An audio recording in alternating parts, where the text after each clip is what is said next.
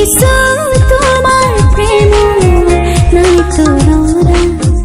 নাই তুলনা। মহান ত্ৰাণকৰ্তা প্ৰভু যীশু খ্ৰীষ্টৰ নামত আপোনাক অভিনন্দন।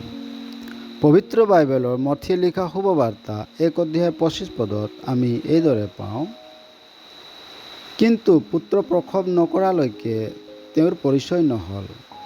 পাছে তেওঁ সেই পুত্ৰৰ নাম যীশু থলে। কুমাৰী মৰিয়ম, যিজনীৰ যোচেফৰ লগত বাগদত্তা হৈছিল, সেইজনী মৰিয়ম পবিত্ৰ আত্মাৰ দ্বাৰাই গৰ্ভৱতী হ'ল আৰু পুত্ৰক প্ৰসৱ কৰিলে, আৰু যোচেফে সেই পুত্ৰৰ নাম যীশু থলে। ইয়াৰ অৰ্থ হৈছে প্ৰভু আমাৰ উদ্ধাৰকৰ্তা হয়। পাপী মানুহক উদ্ধাৰিবলৈ ঈশ্বৰৰ পুত্ৰ প্ৰভু যীশুখ্ৰীষ্ট মানৱ ৰূপ ল'লে। যিজনে সময়ক ৰচিলে, যিজনা অনন্ত হয়, সেইজনা সময়ৰ মাজত নিজকে আবদ্ধ হ'ল। সৰ্বশক্তিমান ও সৰ্বব্যাপী জনা নিজকে এটি শিশুৰ ওপৰত সীমিত কৰিলে।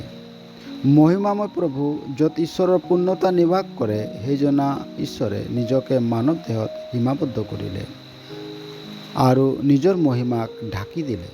কিয়? যাতে তেওঁ সম্পূৰ্ণ মানৱ জাতিৰ পাপৰ ভাৰ নিজৰ ওপৰত লৈ ক্ৰুচত বলিদান হৈ আমাৰ বাবে মুক্তিৰ পথ যুগুতাব পাৰে, যাতে যিকোনোৱে তেওঁক বিশ্বাস কৰে তেওঁ পাপৰ ক্ষমা ও উদ্ধাৰ পাব পাৰে।